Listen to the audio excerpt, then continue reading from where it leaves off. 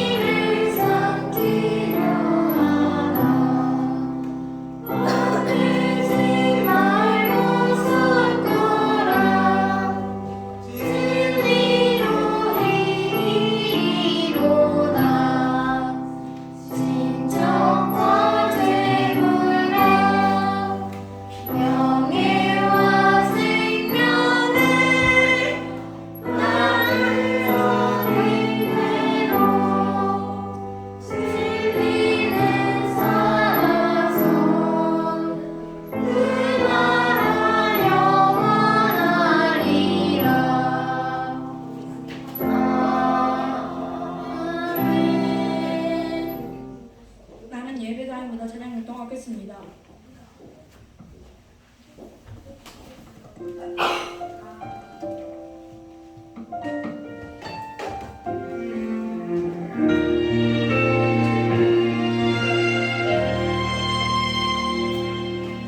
나는 하나님을 예배하는 예배자입니다.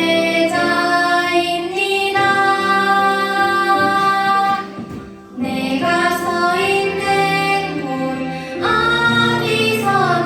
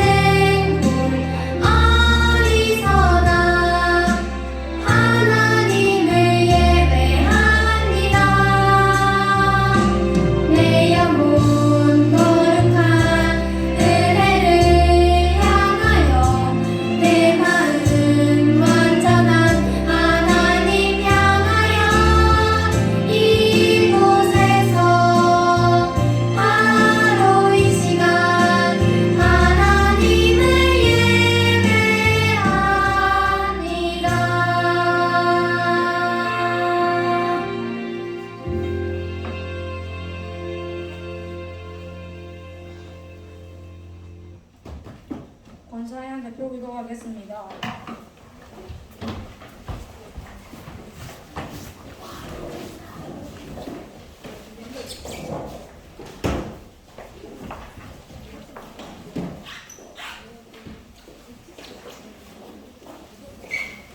우리를 사랑하시는 하나님, 저희를 이곳으로 인도해 주셔서 감사합니다. 또 한 주 동안 저희를 지켜주셔서 감사합니다. 저희가 한 주 동안 하나님께 죄진 일이 있다면 하나님께 회개하고 돌아갈 수 있도록 도와주세요. 오늘 말씀 전하시는 전도사님께 은혜를 주시고 우리에게 하나님의 말씀을 듣고 삶 속에서 실천할 수 있는 힘을 주세요. 예수님 이름으로 기도드립니다. 아멘.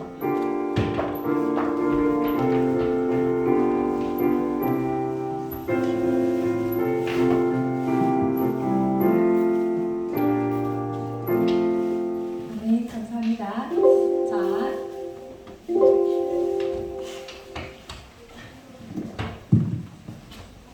자, 우리 한번 제목 한번 읽어볼까요? 시작! 새로워지는 우리 지난주에 무엇을 배웠죠? 누구를 배웠죠? 지난주에? 우리 서연이에게 달란트 하나 챙겨주세요. 박수 한번 주세요. 맞았어요. 지난주에 누구를 배웠죠? 루터. 루터는 무엇을 한 사람이었죠? 종교개혁한 사람이었어요. 우리 그 다음 한번 넘겨줄게요. 자, 이 루터가 이 종교개혁을 했을 때 가장 모터로 이렇게 또 모티브로 삼았던 이 말씀이 있었어요. 우리 한번 읽어볼까요? 시작! 복음에는 하나님의 의가 나타나서 믿음으로 믿음에 이르게 하나니 기록된 바 오직 의인은 믿음으로 말미암아 살리라 함과 같으니라.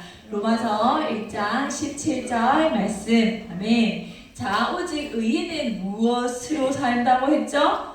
믿음이죠. 교황의 허락으로 의인이 되나요? 아니죠. 바로 오직 믿음이라고 이야기를 합니다. 우리 또 그 다음 한번 넘겨줄게요. 자, 한자가 나왔죠. 자, 우리 밑에 한글도 있어요. 우리 한번 읽어볼까요? 시작! 이신칭의. 자, 무슨 뜻이냐? 내가 우리 선생님께 부탁드려도 될까요? 당연히, 그죠? 자, 선생님, 요 한자 풀이 좀 해주세요. 믿음으로써 의를 지는다. 네, 맞았어요. 우리 박수 한번, 우리 선생님 박수 한번. 맞았어요.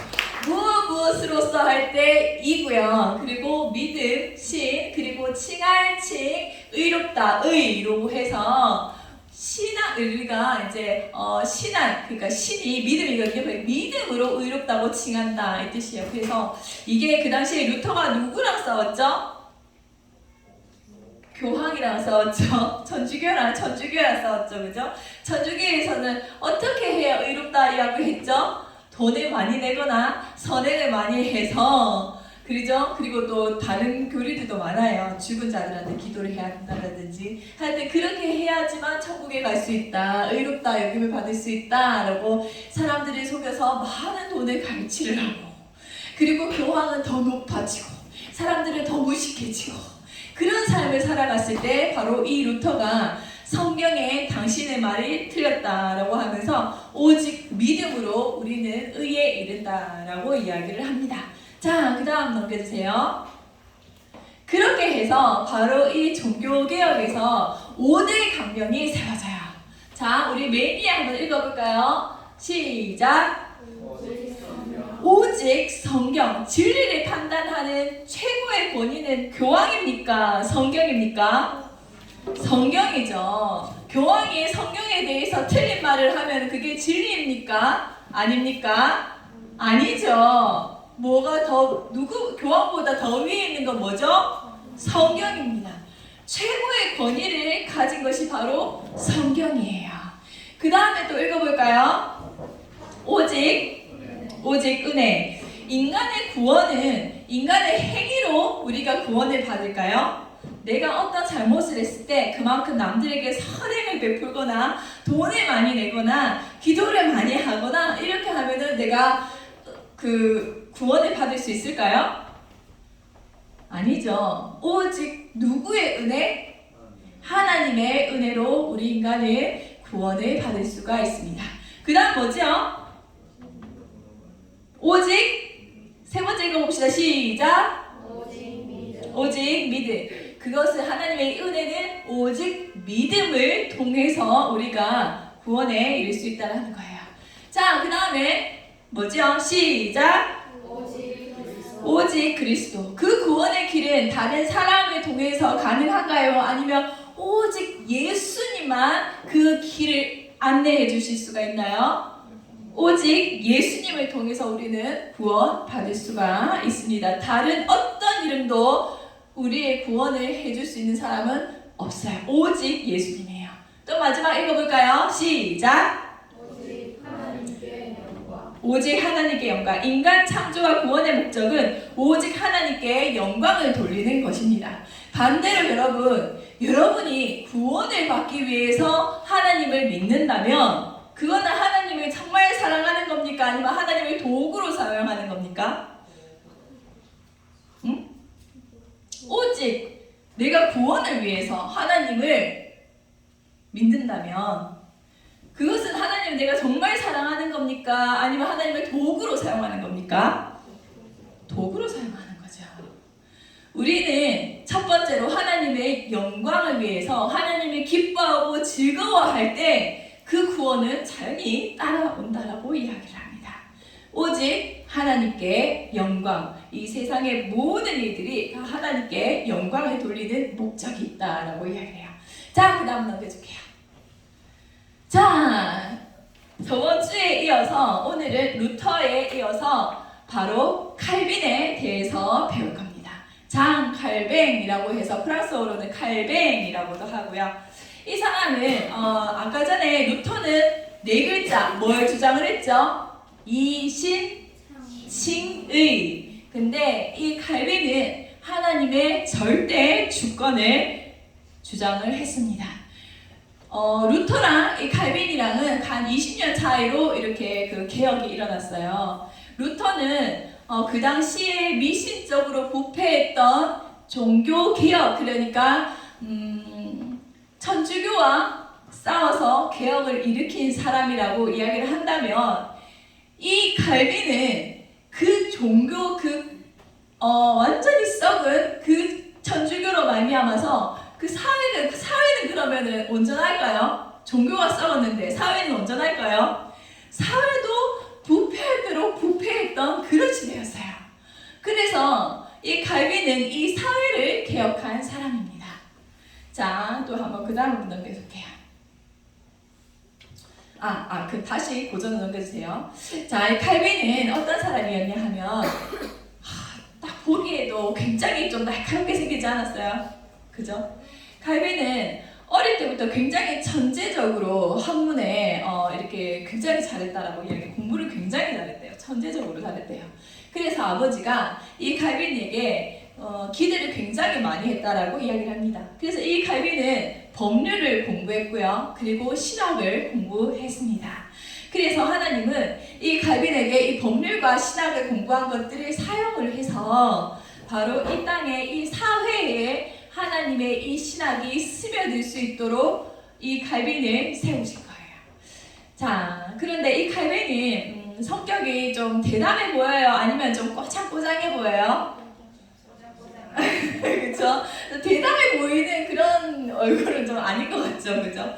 칼빈은 굉장히 소심하고요, 굉장히 섬세하고 굉장히 이렇게 예민한 성격의 학자였어요.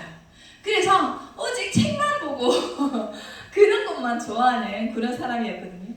근데 이런 칼빈이 그 전에 종교개혁에 대해서 알게 되어서 이 사람이 이 종교 지금의 이 개신교, 그 천주교랑 분리된 이 개신교, 루터가 주장했던 그 개신교를 그 당시에는 막 엉망이었잖아요. 이제 막 분리가 되어가지고 개신교에 대해서 사람들이 잘 알지도 못하고 정리가 안 되었던 이 시대에 칼빈은 이 개신교에 대한 정리를 쫙 해놓습니다. 그래서 그 모든 행정과 교회에 대한 기본 교리와 그리고 이제 거기에 대한 뭐 하나님의 뜻이라든지 이런 모든 것들을 다 정리해놔요. 그게 바로 기독교 강요예요. 그 사람들이 이 책을 좋아할까요? 안 좋아할까요? 그 당시에 그 개신교회에 대해서 잘 알지 못하는 사람들이 이 책을 좋아할까요? 안 좋아할까요? 개신교에 대해서 아마 혼란이 되게 많은 시대였어요. 좋아할까요? 안 좋아할까요? 전주교가 되게 부패했었잖아. 전주교가 부패돼서 떨어져 나온 게 루터로 말미암아서 떨어져 나온 게 개신교거든. 개신교가 우리 교회. 그런데 막 떨어져 나왔으니까 이 개신교가 정리가 잘 돼 있을까 안 돼 있을까? 엉망이었어. 그런데 사람들은 전주교는 좋을까 안 좋을까? 정말 전주교는 싫어. 그러면 이 개신교가 좋은데 이 개신교가 엉망이야. 그럼 사람들이 근데 갈빈이 그거를 다 정리해놨어. 좋아할까 안 좋아할까? 엄청 좋아했어요. 그래서 이 갈빈의 이 기독교 강요라는 이 책은 전 유럽의 베스트셀러가 됩니다. 그리고 이 갈빈은 그 시대의 최고의 신학자가 되고 인기 스타가 되는 거예요. 그러던 중에 그 당시에는 전쟁도 엄청나게 많았거든요. 그랬던 중에 이 갈빈은 조용한 곳으로 가서 자기가 혼자 공부하고 싶은 마음에 조용한 곳으로 가려고 했는데 전쟁이 딱 일어나는 바람에 스위스의 제네바라고 하는 도시에 머물게 돼요. 자, 그 다음 넘겨주세요. 이 사람 여러분, 이 사람의 몸동작을 보면은 좀 열정이 가득한 것 같나요? 아니면 좀 점잖은 것 같나요? 열정이 정말 가득했어요. 성격이 정말 열정적이고 불같고 이런 성격으로 인해서 이 당시에 스위스의 제네바가 이 사람이 종교개혁을 일으킨 사람이에요. 이 사람은 바로 파레일이라고 하는 사람인데 이 사람은 그 당시에 이제 종교개혁을 막 일어났는데 이 도시가 종교개혁이 딱 잘 정착이 될까요? 안 될까요? 이제 막 종교개혁이 일어났으면 혼란스러운 시기를 겪고 있었어요. 근데 그때 마침 최고의 신학자 칼빈이 이 도시에 왔다라는 소리를 듣게 됩니다. 이 사람이 가만히 있을까요? 아니면 당장 찾아갔을까요? 당장 찾아갔어요. 그것도 낮에 찾아갔을까? 밤에 찾아갔을까? 밤에 그 이야기 듣자마자 바로 칼빈이 있는 그곳으로 달려갑니다. 그래서 열심히 또 토론을 해요. 그 다음 넘겨주세요. 열심히 토론을 해요. 손짓 발짓 보이십니까? 가게 겁먹어가지고 이러고 있고 지금 당장 지금 종교개혁에 당신이 도와야 합니다. 그래서 열심히 이야기해요. 근데 갈비는 당신의 말이 맞아요. 그러면 나도 이 종교개혁을 돕겠소 라고 할까요? 아니면 아니요 나는 공부만 하고 싶소 이라고 이렇게 했을까요? 공부만 하고 싶소. 맞았어. 갈비는 아무리 이렇게 열정적으로 설득을 해도 갈비는 난 조용히 공부만 하고 싶어요. 이렇게 이야기했어요. 이 사람 더 열받을까요? 안 받을까요? 더 열받았어요. 더 열받았어요. 그래서 결국에는 갈빈에게 하나님의 이름으로 저주를 뱉어요. 자, 뭐라고 뱉냐 하면 이렇게 정확하게는 이렇게 적혀있습니다. 당신 뜻대로 하시오. 이거 하면서 한번 보셔주세요. 당신 뜻대로 하시오. 그러나 네가 전능하신 하나님의 이름으로 선언하오. 만일 당신이 이같이 주님의 사역에 참여하여 나를 돕지 않는다면 하나님의 일보다 당신의 유익을 구한 자로 주께서 당신을 벌할 것이요. 이 말에 갈비는 두려워할까요? 안 두려워할까요? 우리는 뭐 이 말에도 별 신경을 안 쓸 수도 있었겠지만 갈비는 이 말을 하나님의 말로 받아들입니다. 굉장히 두려워했어요. 너무 두려웠던 거예요. 알겠어. 알겠어 해서 드디어 제네바로 들어가서 하나님의 이 신학, 자신의 이 개혁된 이 신학을 이 제네바에 적용을 시킵니다. 그런데 그 당시에 그렇게 천주교에 익숙해져 있던 사람들이 갑자기 새로운 신학을 딱 법으로 딱 정해졌을 때 사람들이 이 칼빈을 좋아할까요? 나빠할까요? 자, 여러분. 여러분이 지금까지 항상 해오던 패턴이 있어. 근데 갑자기 누가 그거를 와가지고 다 뒤집어. 좋아할까, 싫어할까? 싫어하죠. 결국 칼빈은 스위스 제네바에서 추방당합니다. 그런데 칼빈은 좋아했을까요? 싫어했을까요? 추방당했어. 좋아할까요? 싫어할까요? 좋아한다 손. 싫어했다 손. 아무도 몰라. 칼빈은 좋아했어요. 역시 역시 이 일은 내 일이 아니었어. 난 역시 가서 조용히 공부해야 되는 사람이야. 하면서 이제 알겠어 하고 기쁨으로 그 제네바를 떠납니다. 그리고 다른 곳에서 자신이 원하던 것에 조용하게 자신과 조용한 사람을 만나서 비슷한 결의 사람을 만나서 조용하게 하나님의 사역을 하면서 공부를 하고 있었어요. 자, 그러면 이 제네바가 지금 이 천재적인 신학자를 놓치고 제대로 잘 굴러갈까요? 아니면 더 나빠졌을까요? 더 나빠졌어요.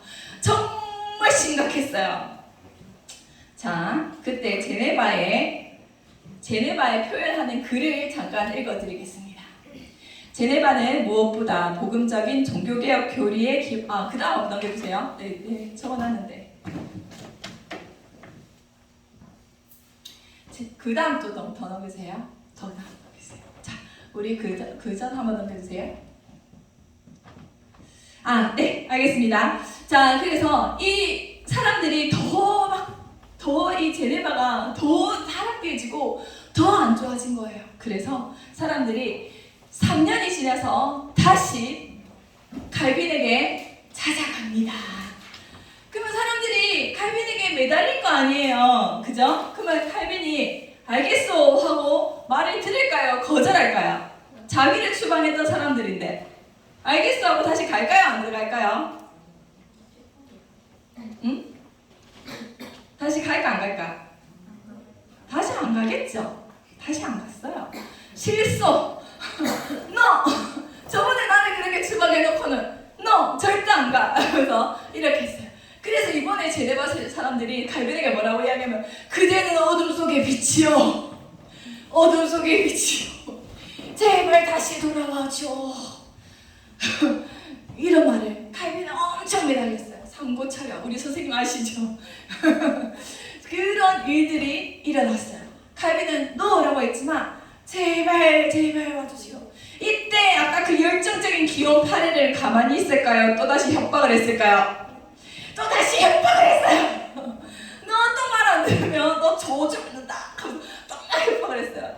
자, 저번에 그렇게 협박을 당하고 제네바에 들어갔다가 추방당했는데 칼빈은 다시 그 협박에 넘어갈까요? 안 넘어갈까요? 이 순진한 양반이 넘어갑니다. 넘겨주세요. 즉각 하나님 앞에 읽어볼까요? 시작. 주여 내 심장을 즉각 그리고 신실하게 바칩니다.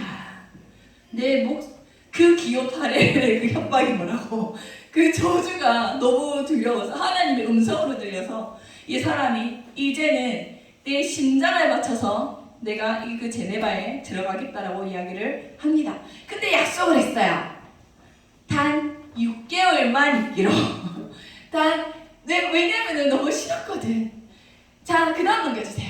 그 당시에 제네바의 그 모습이었습니다. 그 당시 제네바를 표현했던 글이에요. 우리 함께 읽어볼까요? 시작! 제네바는 무엇보다 복음적인 종교개혁 교리에 기반에 둔 강력한 도덕적 정보가 필요했다. 제네바 사람들은 낙천적이고 즐길 줄 아는 사람들로서 함께 모여 춤추고 노래하며 가면 무도회를 즐기고 술 마시며 떠들기를 좋아했다. 분별 없는 도박, 취약, 강연, 시선무도 온갖 종류의 악으로 가득 찼다. 매매준이 국가가 이용되었고 허용했고 포주장인 여자에 의해서 감독되었다. 사람들을 무지했다. 사제들은 그들을 가르치려고 노력하지도 않았고 도리어 문제가 되었다. 어떤지 아시겠죠? 맨날 술 먹고 두들겨 패고 폭력이 일어나고 욕설이 난무하고 아주 온갖 악이 가득했던 시기였어요. 그런데 이게 제네바만 이랬을까요? 그 당시에 그 교황이 부패할 대로 부패되었을 때 그 당시 유럽에 제네바만 이렇게 악에 가득 찼을까요? 아니에요. 이야기해주면 사실 유럽 전역에 걸쳐서 무신론은 점점 커져가고 자녀는 부모를 존경하지 않고 전쟁은 더 길어지고 통치자들은 백성들을 모멸하며 성범죄는 늘어가기만 하고 종교에 대한 지식은 질이 낮고 변변치 못한 상황이었고 칼빈은 이런 시대에 태어난 자기가 지극히 불행한 시대에 태어났노라 라고 이야기를 하면서 저 고집스러운 교황이 걱정되기보다는 이 시대의 무신론이 더 걱정되는 이런 사회 시대였습니다. 자, 이 당시 사회가 얼마나 그런지 아시겠죠? 근데 여러분 이걸 읽어보면서 우리 시대랑 다른 게 느껴지나요? 안 느껴지죠? 우리 시대도 지금 어때요? 이래요. 우리 시대도 온갖 도박, 취향, 가는, 성범죄, 자녀가 부모에게 하지 않고 권력 있는 사람들이 백성을 무시하고 모멸하고 성경의 질은 떨어지고, 그죠? 지금 시대가 그런 상황입니다. 자, 그 다음 넘겨주세요. 그래서 이 칼빈은 이 제네바를 어떻게 이 신학적으로 하나님께 다시 회복을 시킬까 고민을 했을 때 이 신학의 칼빈이 이제 시의원이 돼요. 그래서 이 신학을 법으로 제정을 합니다. 그래서 그 이신칭의라고 해서 그 루터가 하나님이 믿음으로 오직 우리가 의롭게 된다라고 이야기를 했는데 칼빈은 거기에서 하나님의 절대적 주권을 강조를 하면서 너희가 만약 정말 구원에 이른 사람이고 너희가 정말 하나님께 의롭다 여김을 받은 사람이라면 너희의 행동은 거룩한 경건한 삶의 모습이 나올 수밖에 없다라고 이야기를 해요. 너희의 그 행동은 도덕적으로 올바른 행동이 나올 수밖에 없다라고 이야기를 합니다. 그렇게 해서 이 칼빈은 이 제네바의 모든 법률을 하나님의 도덕으로 다 바꿔요. 다 바꿔서 거기에서 20년이 넘도록 그곳에서 목회 사역을 합니다. 모든 직업은 거룩하고 하나님을 위한 일이다 라고 주장을 하고요. 금융업자들에게 고리 대금을 받고 4%의 이자율을 지정을 했습니다. 너무 이렇게 많은 이자율이 있으면은 사람들이 그 이자율 때문에 더 망하겠죠. 그래서 빌리는 사람이나 빌려주는 사람이나 적절한 선 4%를 지정을 했는데 그게 4세기까지 이어지면서 여러분 지금 스위스에 뭐가 유명하죠? 은행이 유명하죠. 그죠? 바로 이 칼빈이 그때 지정했던 그 4%의 그 이자율이 그때부터 진행이 되어 스위스가 은행으로 굉장히 유명해집니다. 그리고 성경적 경제관을 칼빈이 주장을 했는데요. 우리가 여러분 사회주의는 뭐죠? 우리가 공평하게 살려고 하면은 사회주의는 부자가 가진 사람의 돈을 뺏어서 가난한 사람에게 나눠주는 것을 우리가 사회주의라고 이야기하잖아요. 그런데 이 칼빈은 아니다. 민주주의를 이야기했어요. 성경적으로 너네가 일하는 최선을 다해서 일을 하고 그것을 하나님의 뜻대로 나눠주는 것이 올바른 경제관이다 라고 이야기를 해서 그것이 지금까지도 이어져서 지금의 민주주의가 누구로부터 나왔을까요? 칼빈으로부터 나왔어요. 여러분 우리나라의 민주주의가 누구로부터 왔을까요? 칼빈으로부터 왔어요. 그리고 오직 단 한 사람의 권력자가 있으면 돼요? 안 돼요? 교황처럼? 안 돼요. 그래서 칼빈은 구약시대에 누가 있었죠? 왕, 그 다음에 제사장, 그 다음에 선지자가 있었거든요. 이 세 명이 있었던 것처럼 이 지금 그 나라의 입법 체제도 바꿨어요. 행정 체제도. 그래서 뭐를 했죠? 입법부, 행정부, 사법부로 나뉘었어요.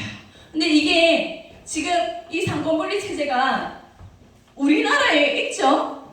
그리고 웬만한 민주주의 국가에서는 대부분 상권분리 체제가 있습니다. 이게 지금 어디에서 왔죠?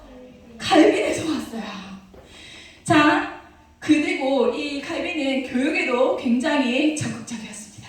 모든 하나님의 주권이 신학에만 머물러 있는 게 아니라 모든 경제, 사회, 문화, 교육 모든 방면에 다 하나님의 주권을 외쳤던 사람이에요. 그러면 하나님의 주권을 외친 사람이면 사람들의 그런 빈부격차가 있어야 됩니까? 없어야 됩니까? 하나님만 주인이시라면 없어야 되죠. 그럼 배움에 빈부격차가 있으면 돼요? 안 돼요? 안 돼요. 어렵나요 오늘? 자, 그럼 넘겨주세요. 우리 친구들 어려워요? 그렇죠? 그래서 갈비는 그 당시에 학교도 세웁니다. 이 학교에서 뭘 가르쳤냐 하면 하나님의 신학으로 하나님의 이 말씀으로 모든 교육을 다 시켜요. 자, 넘어갑시다. 이게 너무 어려워하네요. 그래서 이 갈비는 죽을 때도 굉장히 겸손하게 죽어요. 뭐라고 이야기를 하냐 하면, 자, 여러분, 그 당시에 최고의 신학자였고요. 시의원이었고요. 이러면은 죽으면은 무덤이 화려할까요? 아니면은 무덤에 보잘것 없을까요? 화려해요. 그런데 갈비는 오직 누구께 영광? 하나님께 영광. 나는 내 이름은 드러나야 된다, 말아야 된다? 드러나지 말아야 된다 라고 해서 자신의 무덤을 자기의 제자들에게 누구도 알리지 말아라고 명령을 내렸어요. 그래서 실제로 이 갈빈의 무덤은 실제로 누구도 몰랐어요. 아무도 몰랐어요. 근데 어떤 한 명이 정말 쫓아가고 연구해서 100년 전에 겨우 발견한 갈빈의 무덤입니다. 정말 이렇게 작고 보잘것없이 겸손하게 이렇게 있죠. 좀 그 다음 넘겨주세요.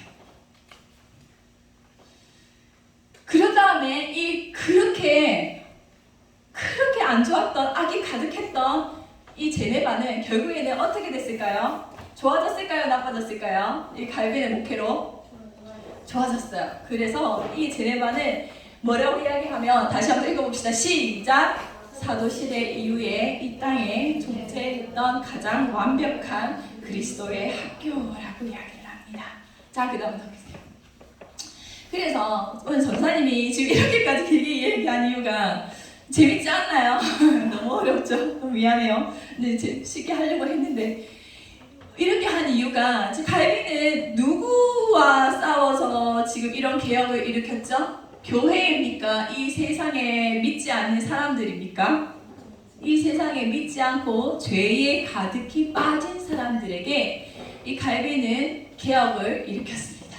자, 그러면 믿음을 가지라 라고 이야기를 했을 때 그러면 나는 믿음이 너무 약해서요. 나는 믿음이 너무 부족해서요. 나는 믿음이 저렇게 강하지 않아요.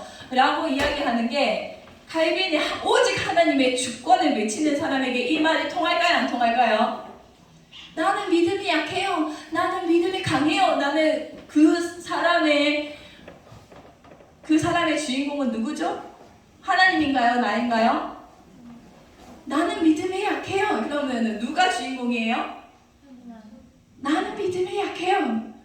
누구죠? 나죠. 나는 믿음이 약해요. 나는 믿음이 강해요 하면 그 주인공은 누구죠? 하나님입니까? 나입니까? 나예요. 갈비는 그게 맞지 않다고 이야기해요. 믿음의 약하고 강함은 아무 의미가 없다는 거예요. 오직 누가 중요한 거라고요? 하나님의 위대하심, 그분의 살아계심, 그거를 믿는 게 중요하고 대상이 중요한 거지. 내 믿음이 크고 작고는 문제가 없어. 여러분, 내가 믿음이 커. 믿음이 정말 큰데 내가 이 의자를 믿어. 이게 바른 믿음인가요? 내가 이만한 믿음도 아니고 진짜 큰 믿음인데 왜 내가 이 의사를 믿어? 맨날 의자 앞에 절해, 기도해. 그럼 이게 바른 믿음이야? 아니죠. 그러면 내가 믿음이 정말 작아. 그렇지만 나는 위대하고 살아계신 이 땅의 창조주이고 주인이신 하나님을 믿어. 그러면 그 믿음은 바른 믿음인가요? 틀린 믿음인가요? 바른 믿음이에요. 마찬가지입니다.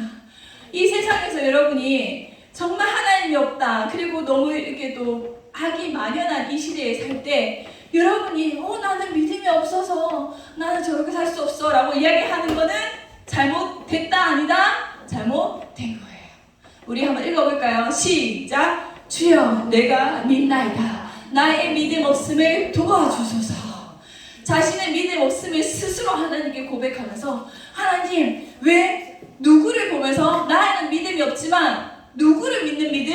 절대자이신 하나님을 믿는 이 믿음 때문에 주님 나에게 믿음을 주세요 라고 하는 고백이 나오는 거예요. 이게 진짜 믿음입니까? 아닌 믿음입니까? 이게 진짜 믿음이에요.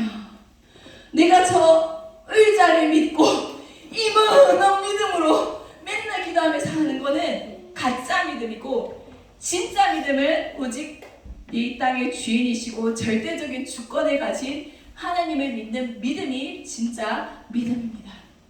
여러분이 살아가면서 여러분의 주인공은 누구야? 라고 이야기하죠. 이 세상에서는 여러분의 주인공은 누구야? 라고 이 세상에서 이야기를 해요.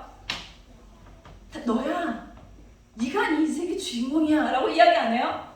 맞아요? 아니에요? 맞나요? 아니에요? 맞죠? 자, 그러면 바꿔 생각해 볼게요. 내가 정말 내가 내 인생의 주인이면 이 세상이 내 뜻대로 이루어져야지. 안 그래요?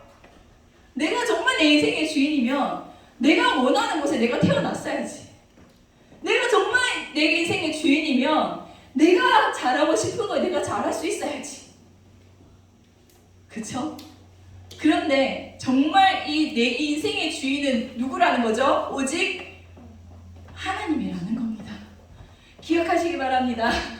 오늘 가요는 이 시대에 무신론이 만연하고 하나님을 믿지 못하고 너무 악에 물들어 있는 사람들에게 외치고 있어요. 이 땅의 주인은 누구시다? 하나님이시다. 너희의 주인은 너희가 아니다. 누가 너희의 주인이다? 하나님이시다. 누가 이 땅을 다스리시다? 하나님이시다 라고 이야기하고 있습니다. 여러분의 정체성을 알기 위해서는 여러분이 하나님을 먼저 알아야 돼요. 왜? 나의 주인이 나입니까? 하나님입니까? 하나님이시기 때문입니다. 아시겠죠, 여러분? 이 땅에서 명심하시고 이 칼빈이 주장했던 하나님의 절대 주권을 기억하시면서 내 삶의 주인이시고 이 땅을 다스리시는 하나님을 의지하시면서 승리하시는 우리 모든 친구들이 되시기를 축원합니다. 기도하겠습니다. 하나님 아버지 감사합니다. 또 종교개혁에 이어서 오늘 이렇게 칼빈에 대해서 배웠습니다. 하나님 아버지 고집스러운 교황에 대한 것이 아니라 이 땅에 악이 만연하고 정말 무신론으로 하나님을 신성모독하고 하나님을 이렇게 또 무시했던 사람들을 대항하여 하나님의 절대적인 주권을 강조했던 것을 우리가 배웠습니다. 하나님 아버지, 우리 모든 친구들이 이 땅의 주인이, 내 인생의 주인이 나라는 그 거짓말에 흔들리지 않게 하시고 온전한 진리이신 하나님의 주권을 인정하며 날마다 하나님 앞에 나아갈 수 있는 모든 친구들이 되게 하여 주시옵소서. 그리하여 주님께서 우리 모든 친구들 주님께서 합당하게 사용하여 주시옵시고 주님께서 영광 받아 주시옵소서. 예수님의 이름으로 기도드립니다. 아멘. 자, 이어서 헌금 드리는 시간 갖도록 하겠습니다.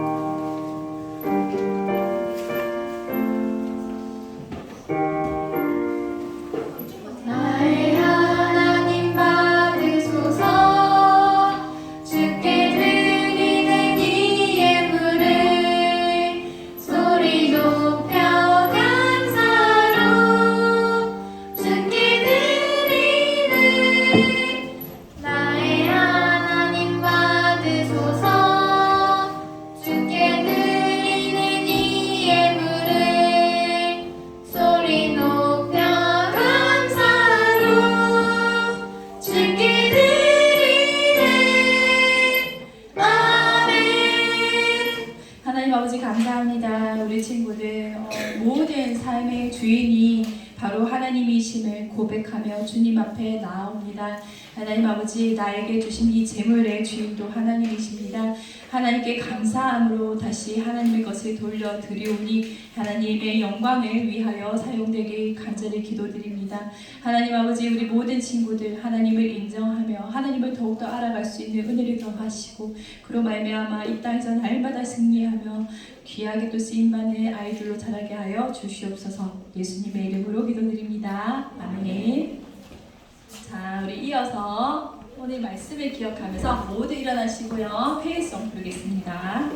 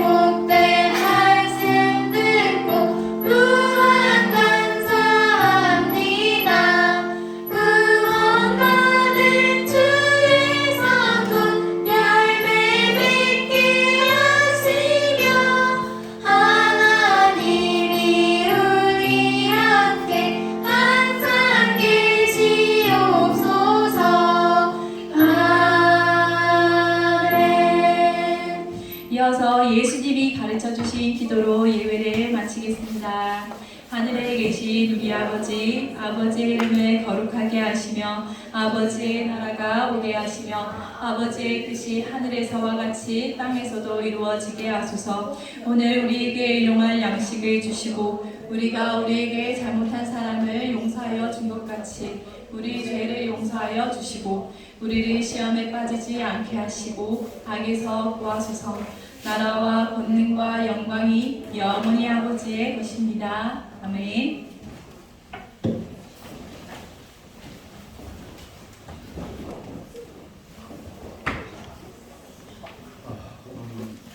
원래 그 뒤에 열왕기 3 통독했는 친구들 문화상품권 시상하기로 했는데 그 친구가 안 오셨습니다. 다음 주에 하겠습니다. 그리고 이번 달에는 열왕기 하입니다. 친구들 많이 있기 바랍니다. 그리고 오늘 성경 통독은 오늘로 마지막입니다. 그리고 통독하는 친구들 다 남아서 오늘 성경 통독하기 바랍니다. 예, 판별 모임하겠습니다.